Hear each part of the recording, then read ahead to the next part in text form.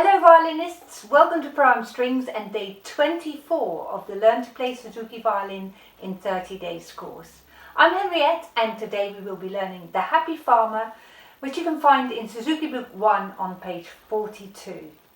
By the end of this lesson you will have a good grasp of the new bowings required in this piece, and you will also know how to practice this piece. Please subscribe to the channel if you have not already done so, and hit the bell button too to allow notifications about when new videos come out that I will make. So let's tune up for your violin first.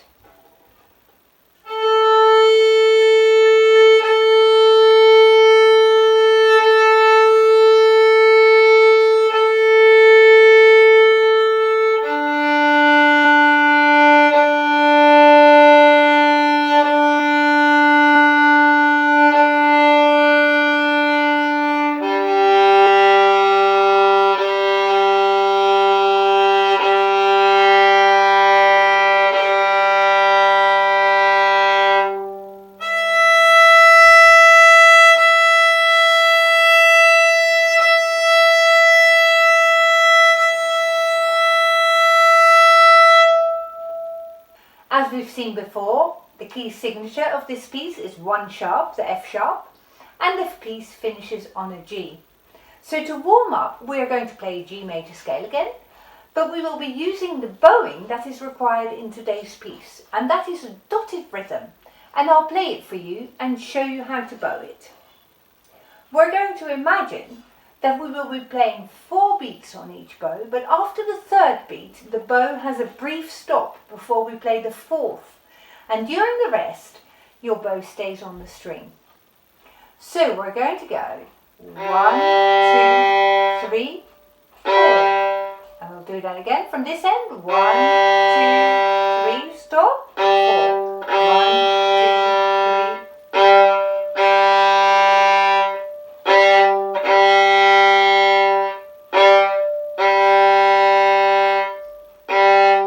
So you will have noticed that I'm playing 3 beats on the bow. That uses up 3/4 of the bow. Then I stop the bow and then I play my 4th beat, so my 4th quarter of the bow. And when I come from this end as well, I'm using 3/4 of the bow for the first note. Then I'll stop about here and then I'll play my 4th beat.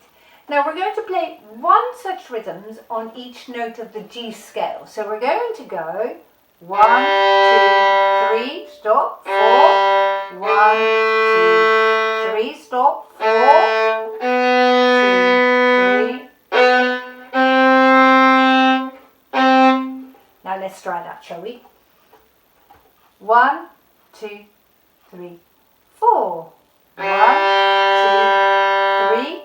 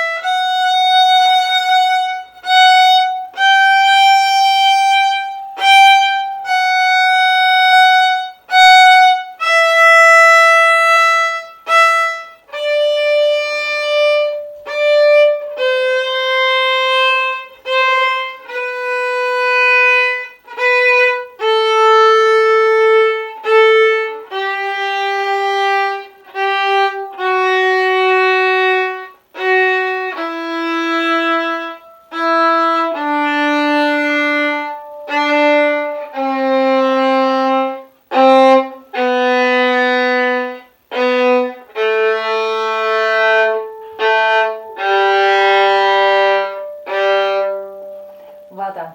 And today we're just going to leave it at that, and we'll leave the arpeggio till another day, because we want to think about how this now works on The Happy Farmer.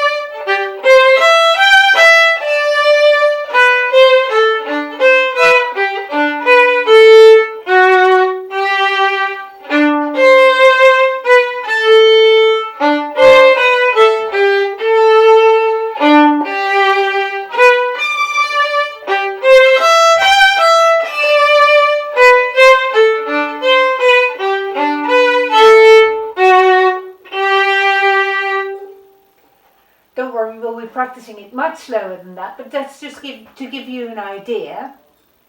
And also so you can see how my bowing goes long, stop, da, dee, bum, bum, like that. So the one we've practiced. Now let's have a look at the beginning, because we are seeing that we're starting on a single D. And that single D is going to be played near the heel of the bow. It's not a very long bow stroke at all, but we need the space on the bow to play this.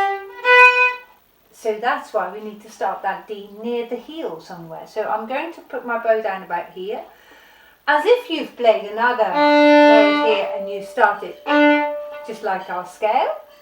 Here we go. After 3, we'll go super slowly. 1, 2, 3. 2, 3. 1, 2, 3. Stop the bow. And you've noticed that while on the G scale, when we were practicing the bow stroke, we had the same note on the 4th beat of each bar. Now we need to change notes. Okay, so let's do that beginning once again. 1, 2, 3. 2, 3. 1, 2, 3. Stop the bow.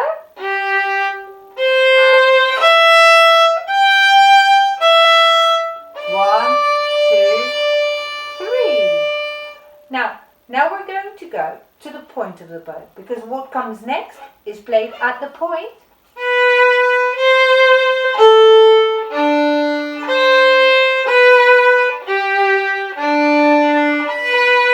And this note you will give a little bit more bow, because we need to go longer bows on what follows.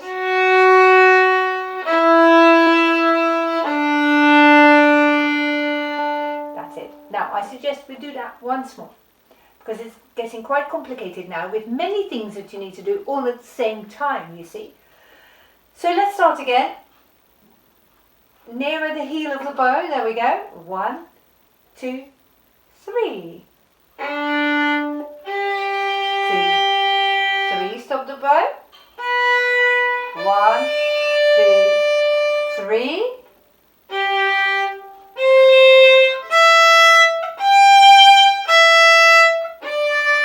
2, 3. Now stay on the upper half.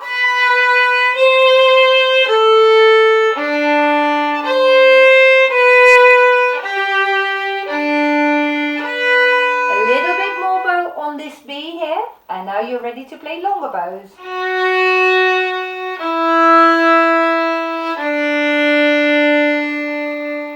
Well done. Now if you find that very challenging, that's okay, because it is very challenging. So take your time to perhaps work on this initially before you move on. Okay, so go super slowly to see if you can work out where you're on which area of the bow, because that is quite vital for success with this piece, knowing where on the bow you're playing your notes. Now for those of you who can already carry on, let's carry on.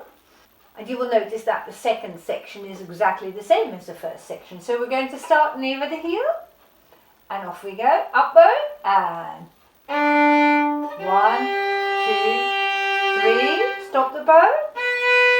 1, 2, 3, stop the bow.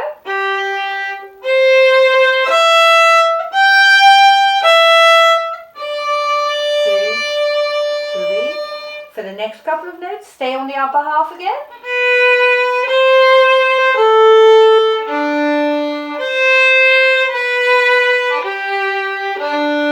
And on this beat, as we've done before, give it a good push on the bow.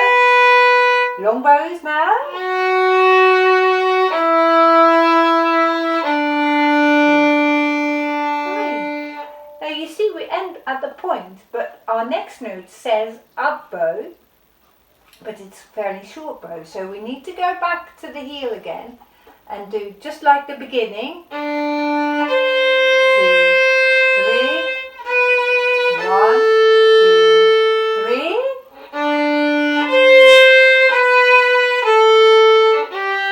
Use your 4th finger here. 2, 3. Go back to the heel of the bow. 2, 3.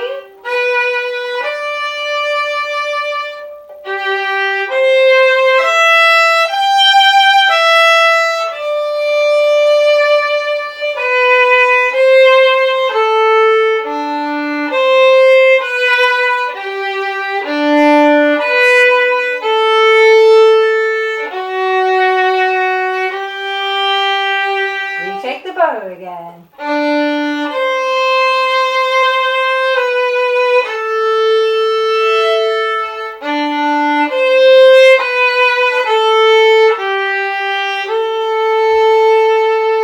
Take the bow. 2, 3, stop the bow.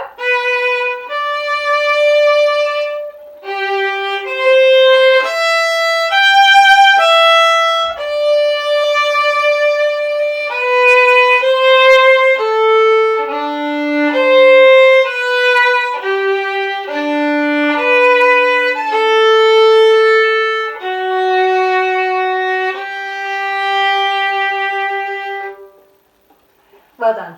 So once you've got the hang of the beginning of this piece, you notice that there are many similar sections. So take your time if you find it confusing. That's totally understood. That is confusing for most people. To sort out the first line first before you then move on. Once you've got the hang of it, it's then easier to continue. Now for those of you who can already play it a little bit faster, we're now going to narrow our bow strokes a little bit. So everything comes a little bit closer to the middle of the bow. So let's see how that works out for you, okay? 1, 2, 3.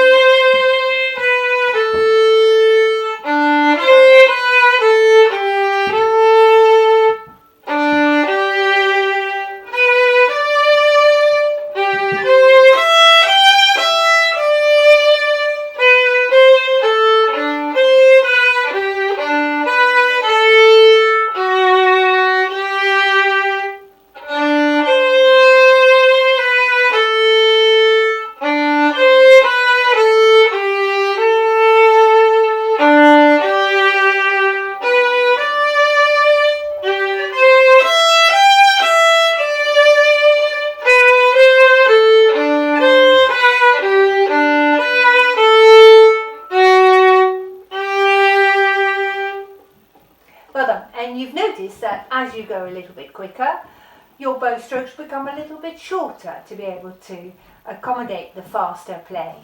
Now, the title of this piece is The Happy Farmer. It's a very jolly piece. And the Italian words above your piece that are performance directions say allegro, giocoso. Allegro means fast, giocoso means jolly. So you might go even faster once you've learned this and just make it as jolly as you possibly can. Now you can make it jollier by stopping the bow between your notes, like that. But be careful because there are other places. For instance, if you have a look at bar 9, there is no dot on the second note of bar 9, which means this time it's not separated, but it is actually smoothly, it's legato together with the C. You see, it's not as short, not as staccato as the beginning of this piece. So you might start to add a contrasting section there if you like. So I'll play it one more time and we'll go a little bit faster still, and we're going to try and add some contrast in staccato and legato. Staccato, of course, meaning short. Legato means smooth. So you don't stop the bow quite so rigidly. 1 and 2.